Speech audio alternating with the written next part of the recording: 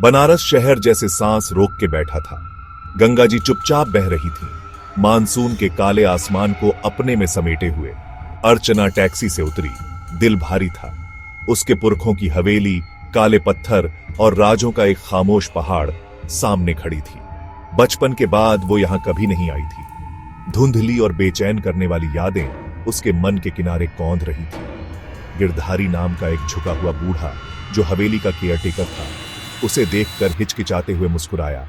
उसकी आंखें किसी डरे हुए जानवर की तरह घबराहट से हवेली की तरफ देख रही थी। वो उसे अंदर ले गया। उसका लालटेन दीवारों पर लंबी नाचती हुई परछाइयां बना रहा था। हवा में धूल और सड़न की गंध भरी थी, एक ऐसी खामोशी जो खुद में जिंदा लग रही थी। हवेली किसी कब्र की तरह लग रही थी। उसका दिल बहुत पहले ही थम गया था।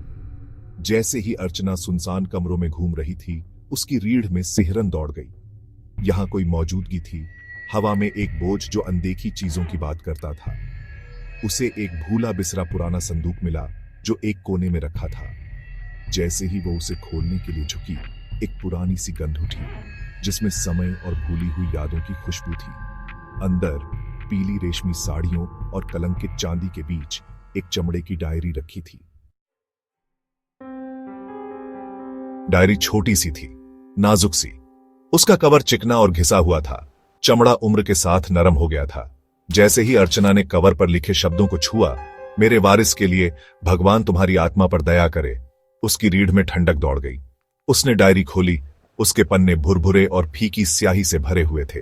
लिखावट सुंदर थी, लगभग सुलेख जैसी, लेकिन उसमें एक कंपी थी, एक जल्दबाजी का एहसास। पहली एंट्री उसके परदादा, हवेली के असली मालिक के बारे में थी। उसने अजीब सपनों, रात में फुसफुसाहट और एक बढ़ते हुए डर के बारे में लिखा था जो उसे जगाए रखता था। जैसे जैसे अर्चना पढ़ती गई, उसका दिल तेज धड़कने लगा। एंट्री और भी ज्यादा बेचैन और भी ज्यादा मायूस होती गई।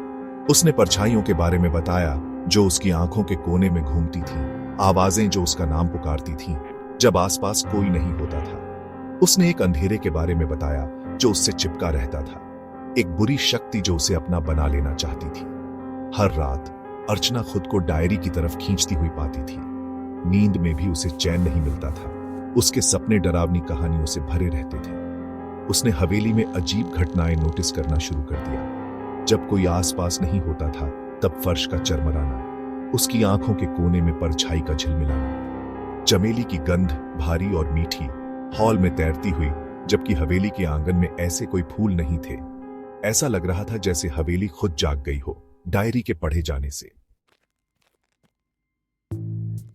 डायरी एक जुनून बन गई।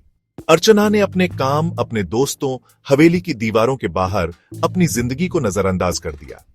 हर गुजरते दिन के साथ वो उस डरावनी दुनिया में और गहरी उतरती गई जिसका उसके परदादा ने वर्णन किया था। उसने प्राचीन रस्मों के बारे में लिखा, धन और शक्ति के लिए एक बुरी शक्ति के साथ किए गए एक समझौते के बारे में।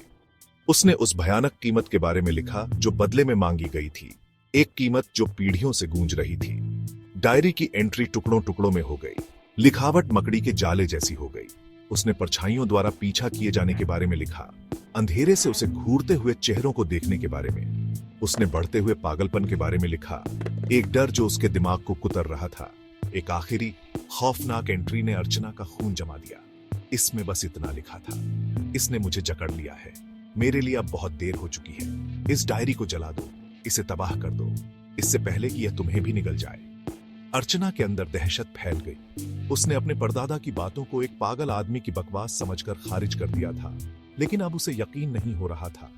उसने जिन घटनाओं का वर्णन किया था, डर का बढ़ता हुआ एहसास, हवेली के अंदर अजीब घटनाएं, सब कुछ एक भयानक सच्चाई की ओर इशारा कर रहा था। डायरी सिर्फ कहानियों का संग्रह नहीं थी, ये एक श्राप का इतिहास थी, एक श्राप जो अब उसकी जिंदगी में रेंग रहा था।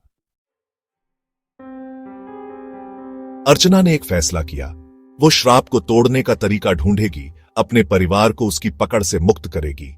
उसने डायरी को फिर से पढ़ा, किसी सुराग की तलाश में, किसी संकेत की तलाश में कि जो किया गया था उसे कैसे पूर्ववत किया जाए। लेकिन डायरी ने कोई जवाब नहीं दिया, केवल उस भाग्य की पुष्टि की जो उसका इंतजार कर रहा था। जैसे ही वो आखिरी पन्ने पर पहुंची, डर की एक लहर उस पर छा गई। आखिरी एंट्री कांपते हाथों से लिखी गई एक चेतावनी थी। फुसफुसाहट पर भरोसा मत करो, इसमें लिखा था। वे तुम्हें शक्ति का वादा करेंगे, लेकिन बदले में सब कुछ ले लेंगे। यह डायरी एक श्राप है। इसे जला दो, इसे जला दो, इससे पहले कि यह तुम्हें भी निगल जाए जैसे उसने मुझे निगल लिया। आखिरी शब्द पन्ने पर बिखरे हुए थे, लगभग अपठनीय। यह देख रहा है, यह जानता है। अचानक लैंप टिमटिमाया और बुझ गया, कमरे को अंधेरे में डुबो दिया। अर्चना का दिल तेज धड़क रहा था। वो हवेली में अकेली थी, खामोशी और अंधेरे से घिरी हुई। और कुछ और भी, कुछ ठंडा और बुरा जो परछाइयों से देख रहा था। यह उसका इंतजार कर रहा था। डायरी उसे यहां ले आई थी, इस पल तक, इस एहसास तक कि श्राप सिर्फ एक कहानी नहीं थी, यह असली था और यह अब भी शुरू हुआ था।